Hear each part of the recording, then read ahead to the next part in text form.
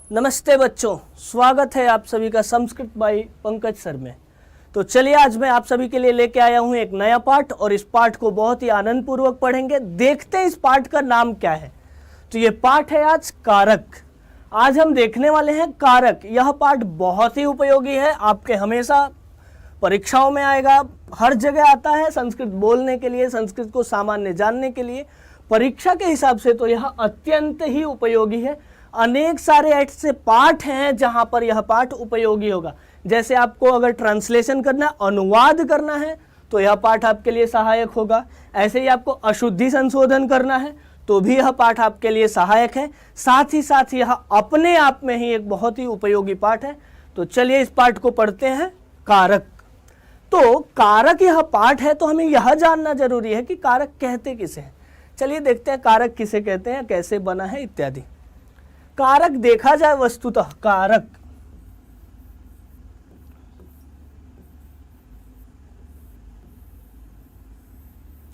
कारक अगर देखा जाए ना तो कारक में दो चीज है। संस्कृत को कभी भी पढ़ते हैं तो जब उनके पदों का विश्लेषण किया जाता है तो प्रकृति और प्रत्यय का विभाग किया जाता है। प्रकृति वह होता है जो नेचुरल चीज होता है और उसमें प्रत्यय जुड़ करके नया चीज बनता है। तो प्रकृति इसका क्या है, तो देखा जाए तो कारक जो पद है ना वह वस्तुतः क्री एक धातु है। हम लोग सुने होंगे, आप लोग भी सुने होंगे बच्चों कि करोति, पठति, लिखति, ये सब क्या है, क्रियापद हैं और इनका मूल होता है धातु। जैसे पठति को हम पठ के द्वारा जानते हैं, लिखति को लिख के द्वारा जानते हैं, ऐसे ही करोति एक क्रियापद है जिसका धातु होता है क्री और इस धातु से एक प्रत्यय जुड़ता है णुल। णुल प्रत्यय जुड़ने पर यह ण का इत संज्ञा हो जाती है, ल की भी इत संज्ञा हो जाती है। आपको डरना नहीं है कि इत संज्ञा किसे कहते हैं, आप बस इतना मान लो कि इत संज्ञा का अर्थ आपके हिसाब से हो गया कि यह भी दिखाई नहीं देगा और ये भी दिखाई नहीं देगा। इन दोनों का लोप कर दिया हमने। लोप करने के बाद एक और चीज होता है, क्या होता है, इस वु के जगह पर, इस वु के जगह पर अक आ जाता है और बाद में व्याकरण की अनंत प्रक्रियाएं हैं जो बहुत ही हमें जानने की आवश्यकता तो है नहीं। हम तो बस देखना चाहते थे कारक बना कैसे है। तो फिर क्री से अक हो गया, इस वु के जगह पर आ गया, बनता क्या है, कारक। अब देखिए यह बन तो गया कारक। यह हम परिभाषा नहीं है कि कारक किसे कहते हैं। अब हमें जानना है कारक किसे कहते हैं। तो कहता है कारक किसे कहते हैं, तो सामान्यतः देखिए कारक वस्तुतः अगर देखा जाए तो हमें पता है कि कारक जो होता है वाक्यों से संबंधित होता है, अर्थात यह पाठ जो है यह सेंटेंस फॉर्मेशन में आएगा। तो अब सेंटेंस में जो मुख्य चीज होती है ना, सारा खेल क्रिया का है। कारक किसे कहते हैं वह भी क्रिया के द्वारा बताया जा सकता है। कैसे, तो कारक वह होता है जिसका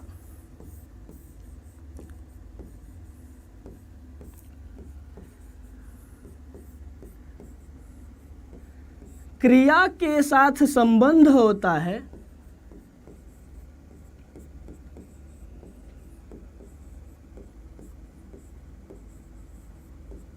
उसे हम क्या कहते हैं, कारक कहते हैं। क्रिया के साथ संबंध को हम क्या कहते हैं, कारक कहते हैं। क्रिया हमें पता ही है, लिखना, पढ़ना, जाना, हंसना, वह एक वाक्य में है और उस वाक्य में जो क्रिया प्रयुक्त हुई है उस क्रिया के साथ जितने भी पद, अन्य शब्द जो संबंध बनाते हैं उन्हें ही हम क्या कहते हैं, वो पद कारक कहलाते हैं। चलिए ये तो हमने देख लिया कारक किसे कहते हैं। संस्कृत में एक परिभाषा है,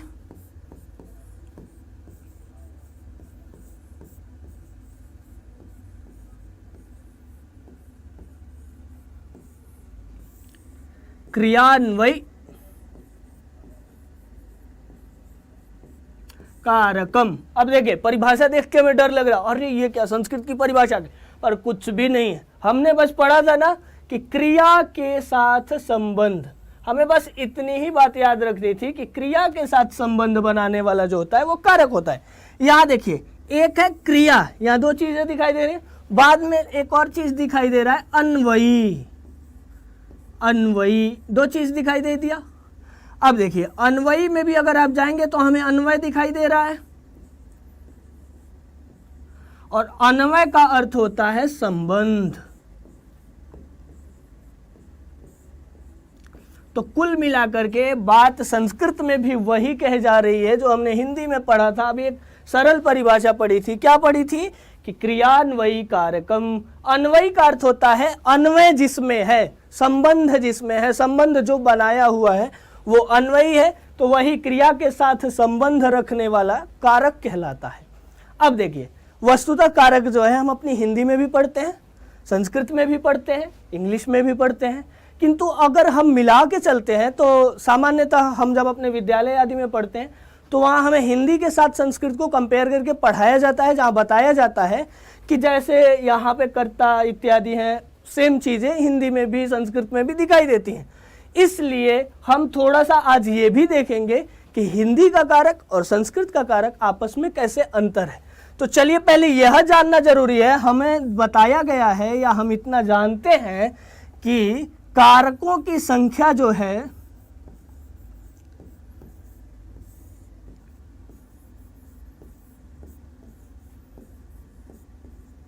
कारकों की संख्या हिंदी में तो हमें 8 बताई जाती है। कहां पर? हिंदी।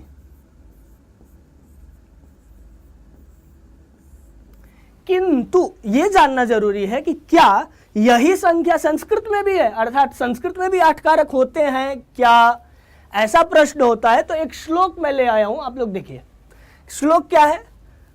कर्ता कर्म च करणं च संप्रदानं तथैव च अपादानाधिकरणे इत्याहुः कारकाणि षट्। ध्यान देना यहाँ पे, इत्याहुः कारकाणि षट्। एक बार और मैं श्लोक पढ़ता हूं। कर्ता कर्म च करणं च संप्रदानं तथैव च अपादानाधिकरणे इत्याहुः कारकाणि षट्। अभी हम यहां पे देख रहे थे कि कारकों की संख्या हिंदी में तो 8 है, हिंदी में कारकों की संख्या तो 8 है, पर जब हम संस्कृत में एक श्लोक पढ़े तो यहां संख्या कितनी बता रहा है? षट्। षट् का अर्थ होता है क्या? 6। इस प्रकार हमें पता चला कि क्या पता चला? संस्कृत में तो 6 कारक ही होते हैं। अब ये जानना जरूरी है कि भाई हिंदी के कौन से ऐसे 2 कारक हैं जो संस्कृत में नहीं होते हैं। तो देखिए यहीं पर सारे कारकों का संग्रहण भी एक श्लोक में किया गया। क्या? कर्ता अर्थात कर्ता कारक, कर्म कर्म कारक, करणम करण कारक, अपादानम संप्रदानम अधिकरणम। ये टोटल कितने हो गए? 6। एक बार मैं इनका नाम लिख देता हूं। कर्ता, कर्म, करण,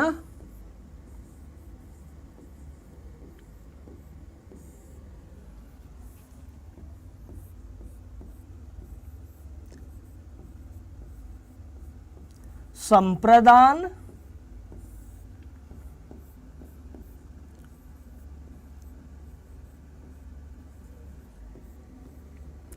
अपादान, और अंतिम वाला है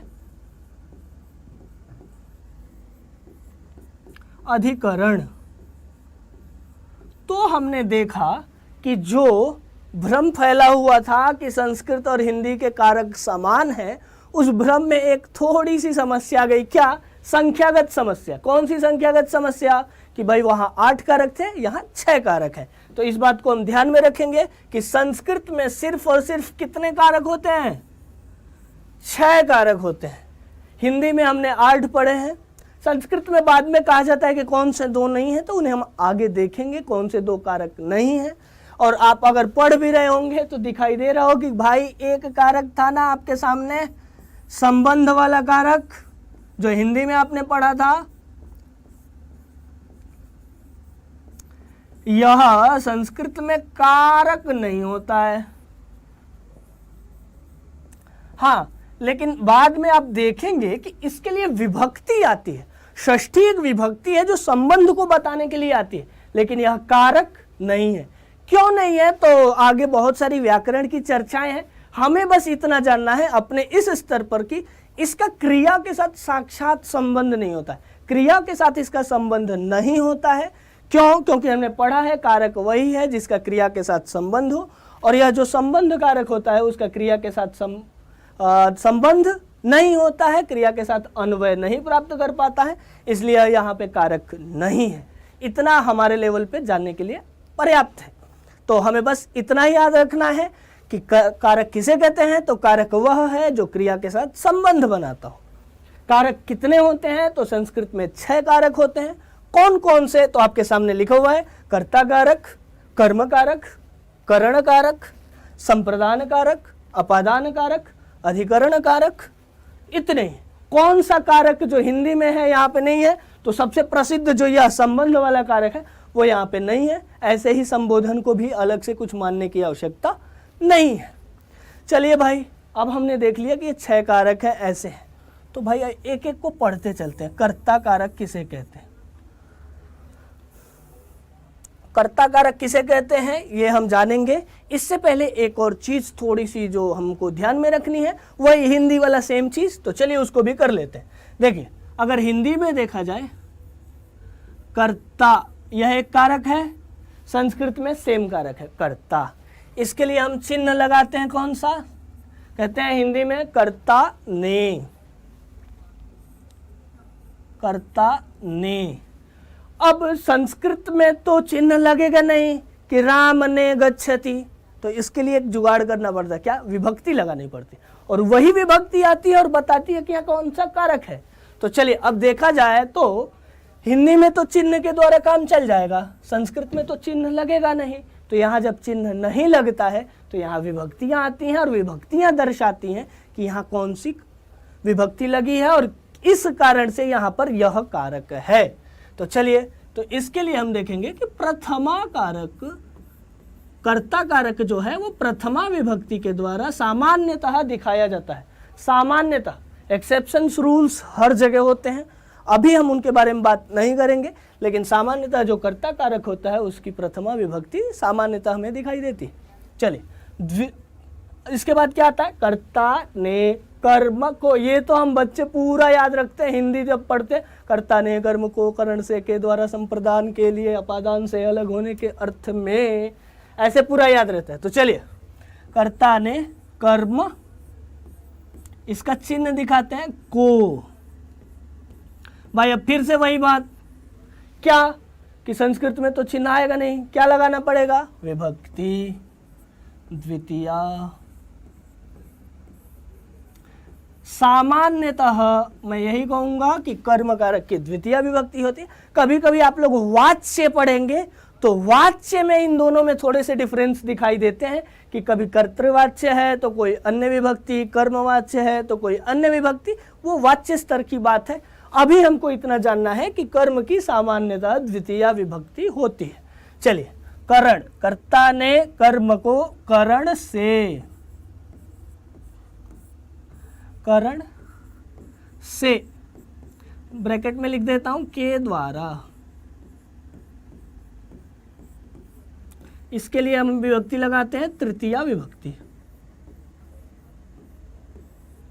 इसके बाद आता है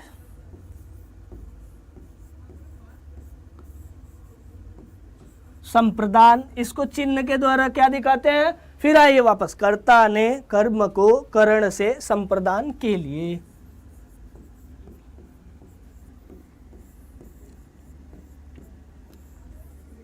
विभक्ति लगती है यहाँ पे चतुर्थी, संप्रदान की चतुर्थी विभक्ति होती है।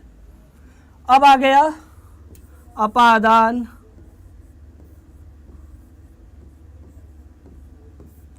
यहां भी से ही लगता है, लेकिन यह क्या है? पृथक, मतलब अलगाव के अर्थ में पृथक। विभक्ति कौन सी लगेगी? पंचमी विभक्ति। अब देखिए, हम पढ़ते हैं, क्या पढ़ते हैं?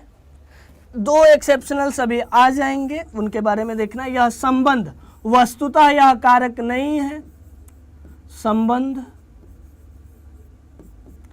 इसीलिए इसको मैं यहाँ एक्सेप्शन के रूल पे डाल रहा हूँ। यह संबंध जो है वो संस्कृत में कारक नहीं माना जाता है, किंतु यहाँ पे विभक्ति आती है, कौन सी?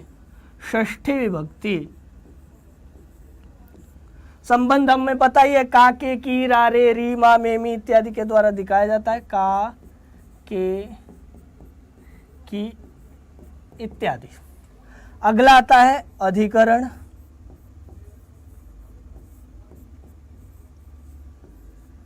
अधिकरण का चिन्ह देखा जाए तो अधिकरण का चिन्ह होता है में, पे, पर इत्यादि। इसको सप्तमी विभक्ति। अब आता है संबोधन। संबोधन वही होता है, संबोधन क्या होता है? किसी को बुलाने के लिए अपने तरफ घुमाना, अभिमुखीकरण। कोई उस साइड देख रहा है, हम कहें हे इधर आओ, तो हे कहे, भो कहे, अरे कहे तो क्या हुआ? वो उधर देख रहा था, अब हमारे तरफ देखेगा। तो यही जो सामने सामने कराना होता है उसे ही हम संस्कृत में अभिमुखीकरण कहते हैं, और वही होता है संबोधन। तो देखिए संबोधन,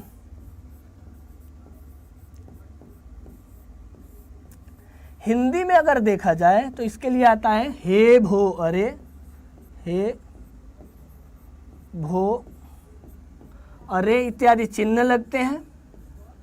संस्कृत में यहाँ पे प्रथमा विभक्ति ही दिखाई देती है, लगी भी होती है। कभी कभी हमें पता नहीं चलता, कैसे? जैसे एक संबोधन है राम। अब भाई राम कह रहे हैं कि प्रथमा विभक्ति होती है, तो हम तो प्रथमम सुने कि राम होता है।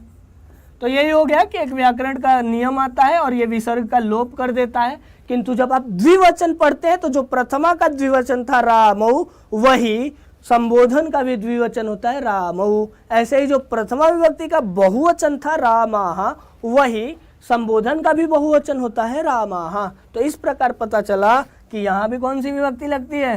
प्रथमा। संबोधन की भी प्रथमा विभक्ति लगती है।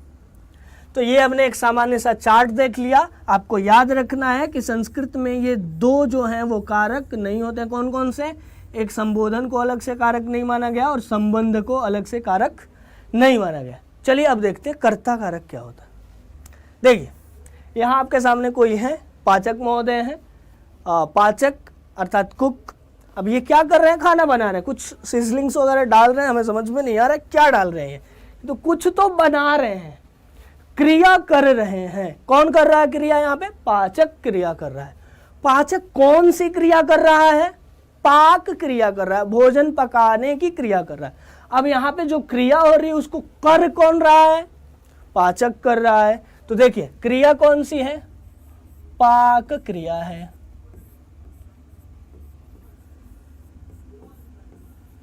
पाक क्रिया हो रही है, कर कौन रहा है? पाक क्रिया को कर रहे हैं हमारे पाचक महोदय। अब अगर देखा जाए कि इस पाक क्रिया को अगर पाचक महोदय कर रहे हैं तो क्रियापद हम क्या लगाते हैं? पचति। अब देखिए पचति, ती सुनते ही क्या पता चला? कोई ना कोई काम कर रहा है। कौन कर रहा है? पाचकः पचति।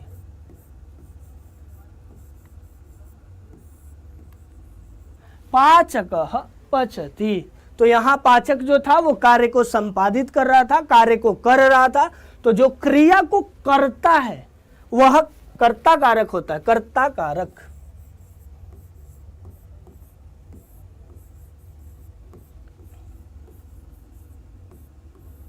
क्रिया को करने वाले को हम क्या कहते हैं? कर्ता कारक कहते हैं। अब जो क्रिया को कर रहा है वो कर्ता है, और कर्ता की हमने अभी पढ़ी थी। यहाँ पे कर्ता कौन सी विभक्ति हम कर रहे थे? प्रथमा विभक्ति। इसीलिए यहाँ पाचकः पचति। ऐसे ही कोई जा रहा है तो मोहन जा रहा है, तो गच्छति। कौन जा रहा है? मोहनः गच्छति। ऐसे ही कोई लिख रहा है, जैसे अभी मैं लिख रहा हूं, मेरा नाम है पंकज। लिखने का काम है लिखति, लेखन क्रिया है। अब इस क्रिया को संपादित कौन कर रहा है? पंकजः लिखति।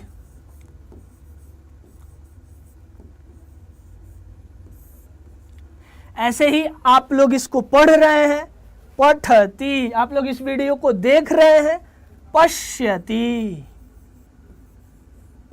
और देख कौन रहा है, यह दर्शन की क्रिया को कर कौन रहा है, आप सब बच्चे कर रहे हैं, छात्र कर रहे हैं, छात्रः पश्यति। ठीक है, क्लियर है। चलिए, इस प्रकार हमने देखा कि यहाँ पर जो क्रिया को संपादित करता है वह कर्ता कहलाता है। चलिए, और कर्ता की प्रथमा विभक्ति होती है, यह सभी कर्ता है, पंकज, पाचक, छात्र, ऐसे ही बहुत सारे लोग हैं तो बहुवचन। जैसे आप बहुत सारे बच्चे इस वीडियो को देख रहे होंगे, बहुत सारे छात्र देख रहे होंगे, तो पश्यन्ति, बहुत सारे लोग हैं, बहुवचन की क्रिया पश्यन्ति। अब कौन देख रहा है, बहुत सारे बच्चे देख रहे हैं, छात्राः पश्यन्ति, छात्राः पश्यन्ति। ऐसे ही आप लोग देख रहे होंगे, कहीं कहीं कुछ समझ में नहीं आ रहा होगा या इंपॉर्टेंट लग रहा होगा, नोट्स बना रहे होंगे, लिखति, छात्रः लिखति। और बहुत सारे बच्चे लिख रहे होंगे तो वो भी कारक भाई कर्ता ही है, तो छात्राः लिखन्ति, ये हमारा हो गया कर्ता कारक। चलिए, अब देखते हैं दूसरा कौन सा कारक है। ओ, कोई तो स्कूल जा रहा है और ये क्या कर रहे हैं महोदय, तो ये भी कहीं जाने के लिए तैयार, मुझे लग रहा है ऑफिस जाएंगे। अच्छा, अब इतना तैयार हो गई है ये छात्रा, तो स्कूल जाएगी। क्यों? क्योंकि सुबह सुबह ठंडी है तो जाने का तो मन कर नहीं रहा होगा, लेकिन कैसे भी अगर तैयार होगी तो अब तो फिक्स है कि ये स्कूल जाएगी।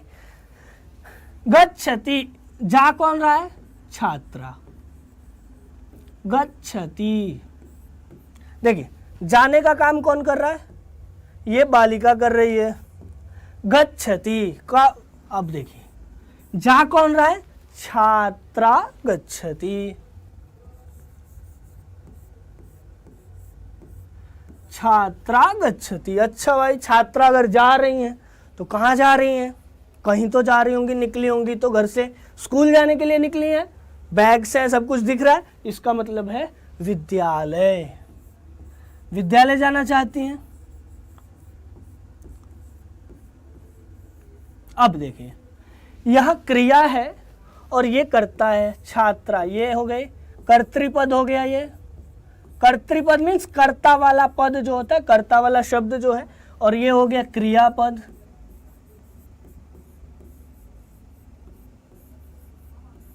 अब देखिए, जाना अगर छात्रा चाहती है, कहाँ जाना चाहती है, विद्यालय, तो छात्रा एक क्रिया कर रही है। कौन सी क्रिया कर रही है, गमन क्रिया, जाने वाली क्रिया कर रही है। और इस जाने वाली क्रिया में छात्रा कहाँ तक पहुंच जाती है, किसको प्राप्त करती है, जब जाती रहती है, जाते जाते अंत में वो प्राप्त क्या कर लेती है, विद्यालय।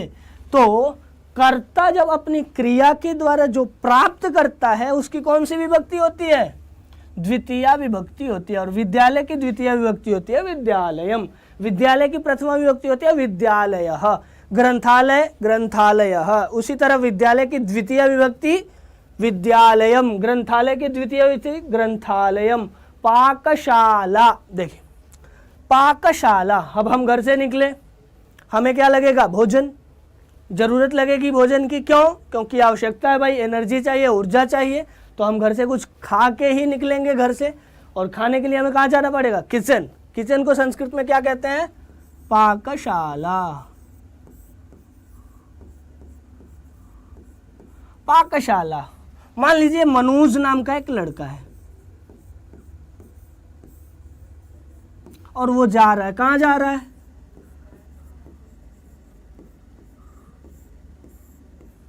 पाकशाला जा रहा है। तो अब हम कहेंगे मनोजः, यह करता है, क्रिया कर रहा है, तो मनोजः जा कहाँ रहा है, पाकशाला। गमन क्रिया के द्वारा कहाँ तक पहुंच जाएगा, पाकशाला तक, तो पाकशालाम गच्छति। तो सामान्यतः कर्म की यही परिभाषा है कि कर्ता अपनी क्रिया के द्वारा जो ईप्सित होता है, सबसे अत्यधिक प्रिय होता है, जिसको प्राप्त करना चाहता है, उसकी द्वितीय विभक्ति होती है, उसकी कर्म संज्ञा होती है। और जो कर्म होता है, हमने पढ़ा ही है कि कर्म की द्वितीय विभक्ति होती है। चलिए, जैसे अभी मैं लिख रहा हूं, लिखति,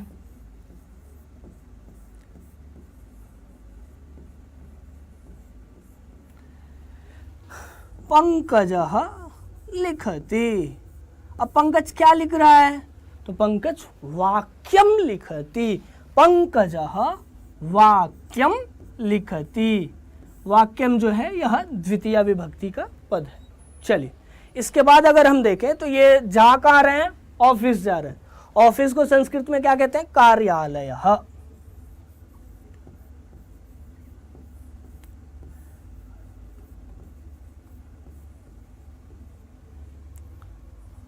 अब देखिए कर क्या रहे हैं, जाने की क्रिया कर रहे हैं, तो जाने की क्रिया को संस्कृत में क्या कहते हैं, गच्छति।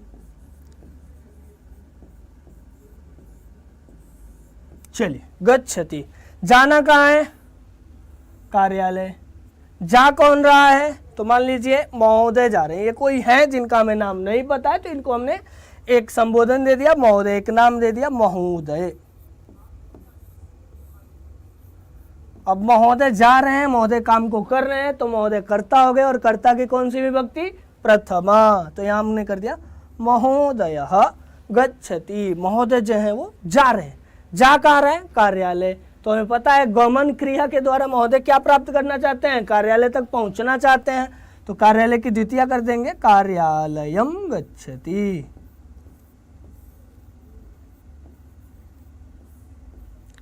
इसी तरह जितनी भी क्रियाएं होती हैं उनके जो कर्म होते हैं, तो सामान्यतः कर्म की द्वितीय विभक्ति होती है। जैसे लिखना, आप श्लोक बोल रहे हैं, छात्रः श्लोकम वदति, आप पाठ पढ़ रहे हैं, छात्रः पाठम पठति। आप गांव जा रहे हैं, मोहनः ग्रामम गच्छति। तो जितनी भी क्रियाएं होती हैं उनके कर्म की द्वितीय विभक्ति हो जाती है। ये था हमारा कर्म कारक। अब चलिए आगे चलते हैं। अब अगला कारक जो है वह है करण कारक।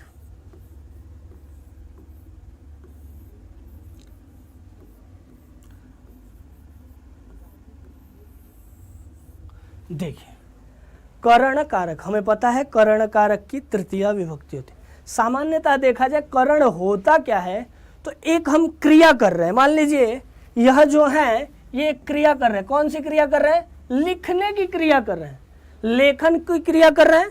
और लेखन की क्रिया में कौन लिख रहा है, मान लीजिए वो है, उनका नाम हम कुछ रखते हैं। आप लोग बताइए कौन सा नाम रखें। चलिए मैंने इनका नाम रख दिया पीटर। पीटर इनका मैंने नाम रख दिया, आप लोग बताया और मैंने इनका नाम रख दिया पीटर। अब ये कर क्या रहे हैं, लिख रहे हैं। लिख रहा है लिखति।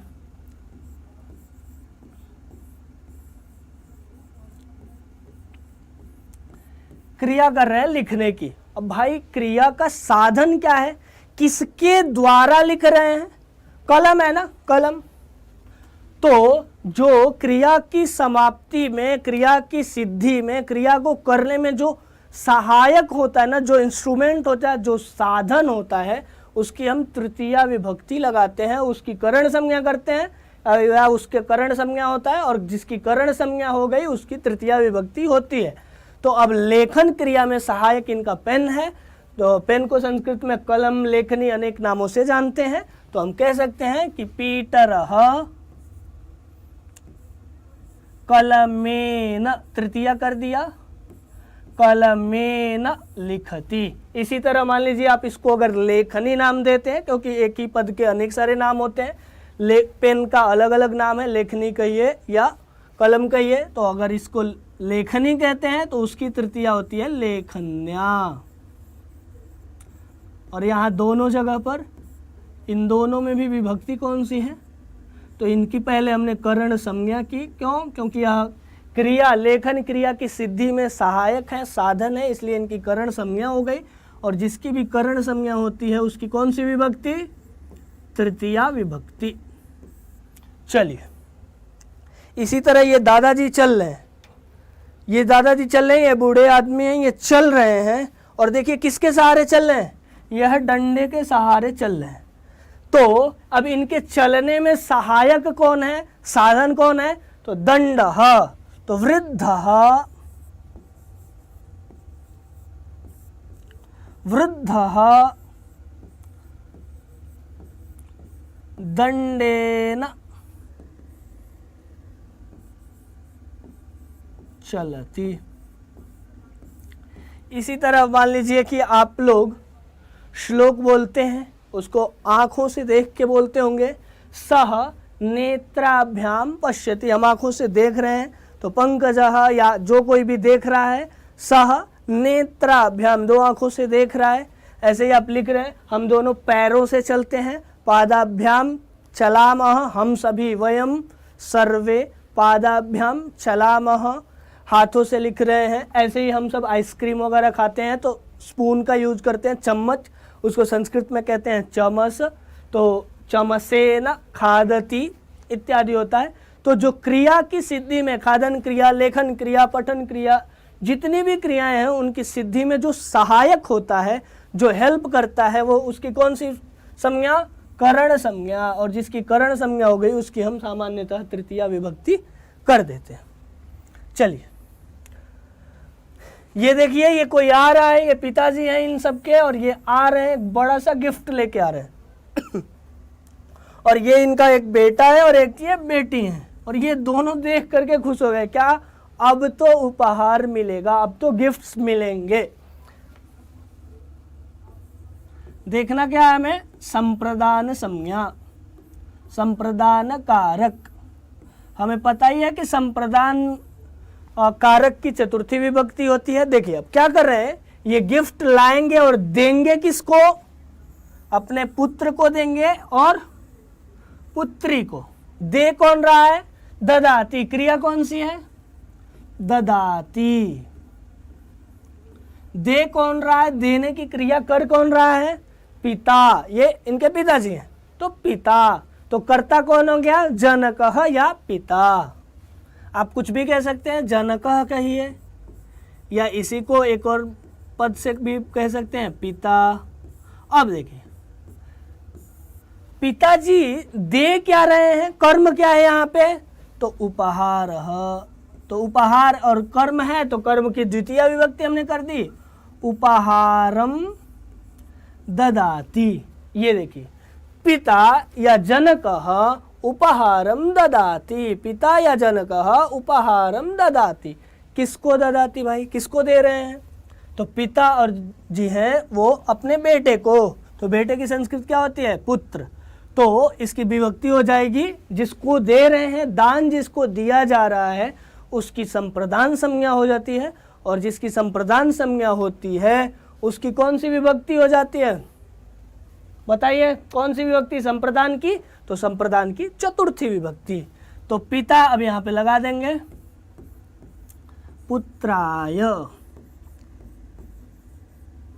अब ये पुत्री है तो पुत्री की भी, भाई पुत्री को भी गिफ्ट मिल रहा है, तो पिता सेम। पुत्री की चतुर्थी होती है पुत्र्यै। पुत्र्यै उपहारम ददाति। ऐसे ही हम लोग रोड पे जाते हैं, कोई भिक्षुक आपसे कुछ मांग रहा है तो भिक्षुकाय धनम ददाति। ऐसे पिताजी चॉकलेट लाते हैं, हम सबको देते हैं, तो पुत्राय चाकलेहम ददाति। तो दान के योग में चतुर्थी विभक्ति होती है, और चतुर्थी विभक्ति होगी किसकी? संप्रदान संज्ञक की। अर्थात जिसको हम संप्रदान संज्ञा देंगे, जो संप्रदान कारक होगा, और संप्रदान कारक वही होगा जिसको हम दान दे रहे हैं। तो जिसको दान दिया जाता है उसकी संप्रदान संज्ञा होती है। चलिए अगला, ये एक पेड़ है, अब देखिए सूखा पड़ गया है तो पेड़ से पत्ता बार बार गिर रहा है, अर्थात पेड़ और पत्ते के बीच में आपस में अलगाव हो रहा है। ऐसे ही हमारा हाथ है, हाथ में एक सेब है और सेब जो है वो बार बार हाथ से गिर रहा है, तो हाथ और सेब के बीच में अलगाव हो रहा है।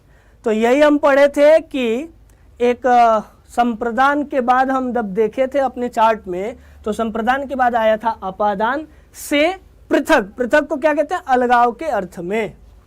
तो वही हो सकता है, यहाँ पे हम लिख रहे हैं अपादान कारक।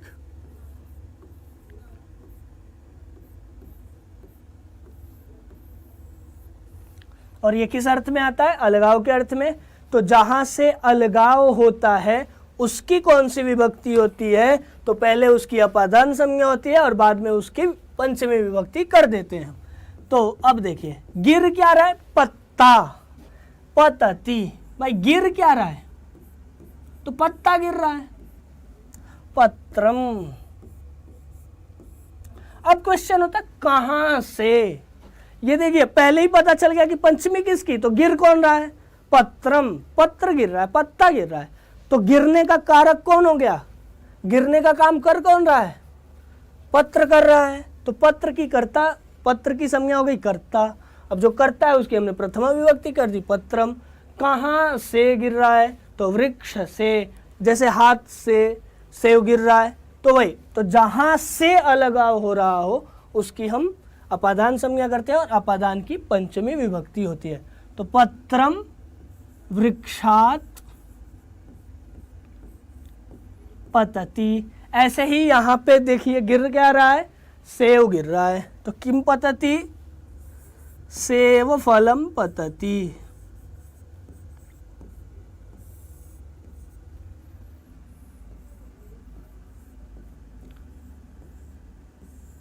गिर कहाँ से रहा है? हाथ से। तो हाथ की अपादान संज्ञा हुई और अपादान की पंचमी, तो हाथ की पंचमी क्या हो गई? हस्तात।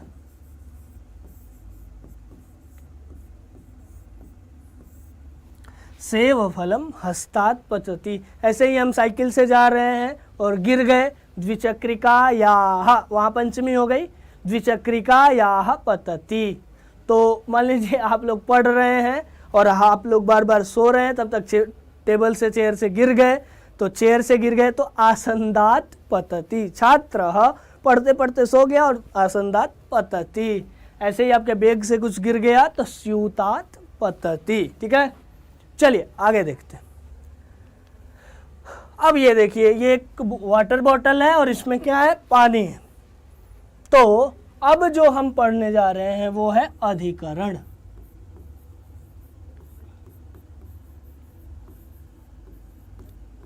अधिकरण किसे कहते हैं? तो आधार को, बेस को, आधार को ही अधिकरण कहते हैं। अब ये देखिए, पानी है, बॉटल है।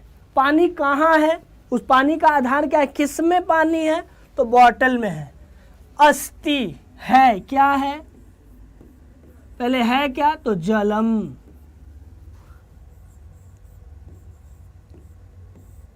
जलम अस्ति। भाई कहाँ है? किस में है पानी? तो कूपी में। तो जलम, कूपी की सप्तमी विभक्ति होती है कूप्याम। ऐसे ही मछली है, तडाग है। तो मछली का आधार क्या है? तडाग, तालाब। तो मीनः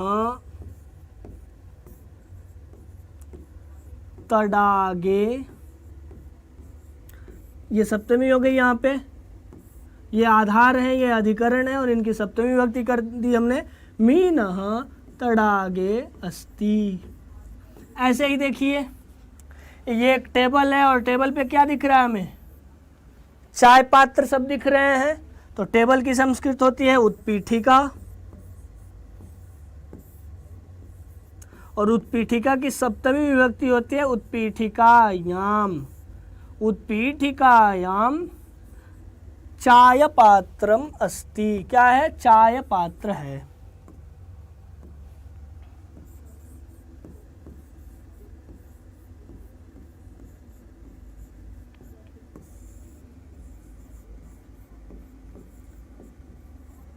ऐसे ही जितने भी आधार होते हैं उनकी सप्तमी विभक्ति होती है। चलिए अब हम 2-4 सेंटेंस को देखते हैं, उसके बाद इस कक्षा को समाप्त करेंगे। उससे पहले कुछ देखते हैं। चलिए, एक मैं सेंटेंस लिख रहा हूं, आप सभी बताएंगे उसको।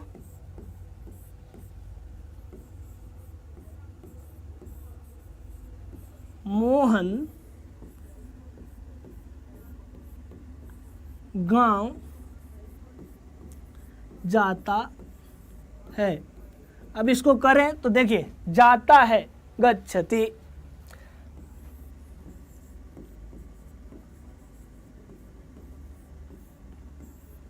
कौन जाता है भाई?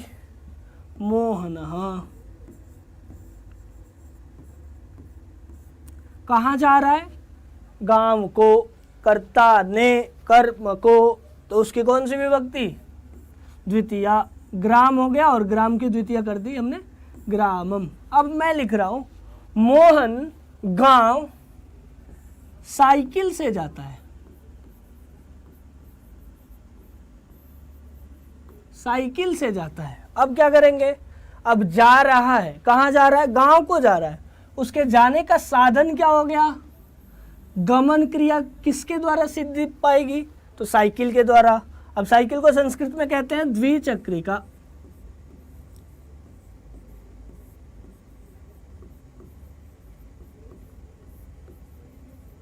तो हमें पता ही है कि साधन की तृतीया विभक्ति होती है, तो अब हमें लगाना होगा साधन की तृतीया विभक्ति। तो चलिए लगा लेते हैं।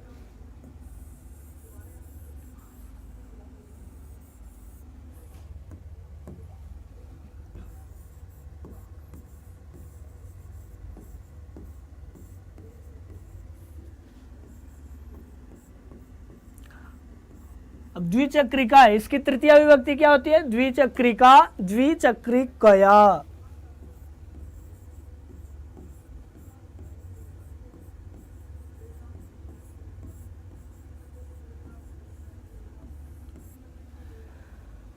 मान लीजिए अभी वो साइकिल से नहीं जाएगा, थोड़ा सा अपग्रेड होकर बस से जाने लगा, तो बस यान हो गया। अब इसकी तृतीया विभक्ति हम क्या कहते हैं? बस यानम कहते हैं उसे। तृतीया विभक्ति क्या होगी? बसयानेन।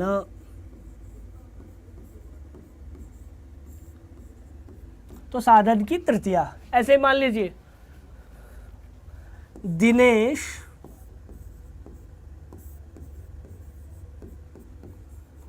मोहन को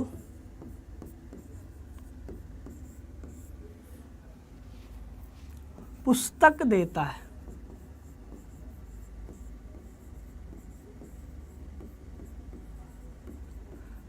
चलिए पहले चेक करते हैं कहाँ पे कौन सा कारक है, फिर उसकी हम विभक्तियां लगाएंगे। एक तो क्रिया है यहाँ पे कौन सी? देता है। तो देता है मतलब दान क्रिया है, वहां पे हम लगाएंगे ददाती। चलिए दे कौन रहा है भाई? इस क्रिया को कर कौन रहा है? दान क्रिया को कर रहा है दिनेश। तो दिनेश की कौन सी संज्ञा होगी? यह कर्ता हो गया, हम पढ़े ही हैं। अगर कर्ता है तो उसकी कौन सी विभक्ति? प्रथमा। चलिए ये भी कर दिया हमने, दिनेशः। अब दे क्या रहा है? तो किताब दे रहा है, पुस्तक दे रहा है। अब कर्म कौन सा है? पुस्तक। तो उसकी हमने कौन सी विभक्ति लगाई? द्वितीया, पुस्तकम। अब देख, दान क्रिया है और ये दान दिया किसको जा रहा है? मोहन को। तो हमने पढ़ाई था कि संप्रदान में जिसको दान दिया जाता है उसकी कौन सी विभक्ति हो जाती है? चतुर्थी। तो अब मोहन की संप्रदान संज्ञा हो गई, और जब मोहन की संप्रदान संज्ञा हो गई तो मोहन की कौन सी विभक्ति? चतुर्थी, मोहनाय। चलिए इसी सेंटेंस में मैं एक चीज और ऐड करता हूं। दिनेश मोहन को हाथ से, यहां लिखता हूं मैं हाथ से।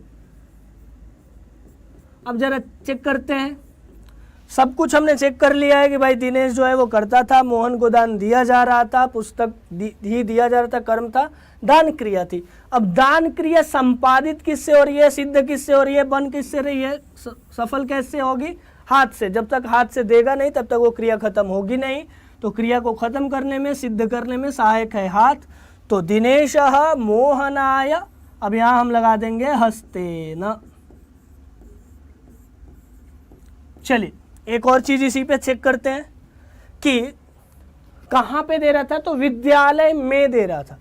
दिनेश मोहन को हाथ से विद्यालय में, यही एक और चीज मैं ऐड करवाता हूं, विद्यालय में।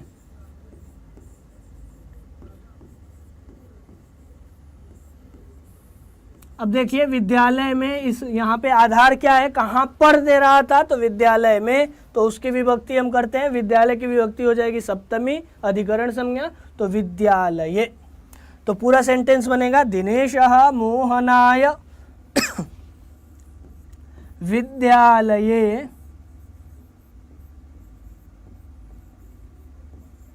हस्तेन पुस्तकम ददाति। तो इस प्रकार से हमने सभी कारकों को देखा, और कारक की, अब जब कारक हो गया तो उस कारक के लिए कौन सी विभक्ति आएगी? क्यों? क्योंकि हिंदी में तो हम देखते हैं कि चिन्हों के द्वारा बताया जाता है, किंतु संस्कृत में तो चिन्ह काम आएंगे नहीं। तो संस्कृत में कारक को बताने के लिए आता है क्या? विभक्तियां लगती हैं, और विभक्तियों को हमने देख लिया। तो इस प्रकार अगर एक बार रिवाइज किया जाए तो कर्ता कारक की प्रथमा विभक्ति, कर्म कारक की द्वितीय विभक्ति, करण कारक की तृतीया विभक्ति, संप्रदान कारक की चतुर्थी विभक्ति, अपादान की पंचमी, अधिकरण की कौन सी विभक्ति?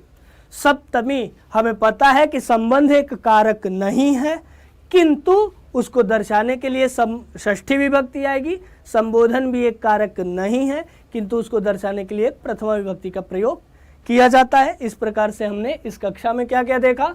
कारकों को अच्छे से जाना। अगली कक्षा में हम विभक्तियों के बारे में जानेंगे कि कहाँ पर कौन सी विभक्ति होती है। तब तक आप सब लोग इस चैनल को सब्सक्राइब कीजिए, इस वीडियो को लाइक कीजिए और Sanskrit with Pankaj sir, Sanskrit by Pankaj sir के चैनल पर बने रहिए। आप सभी को धन्यवाद।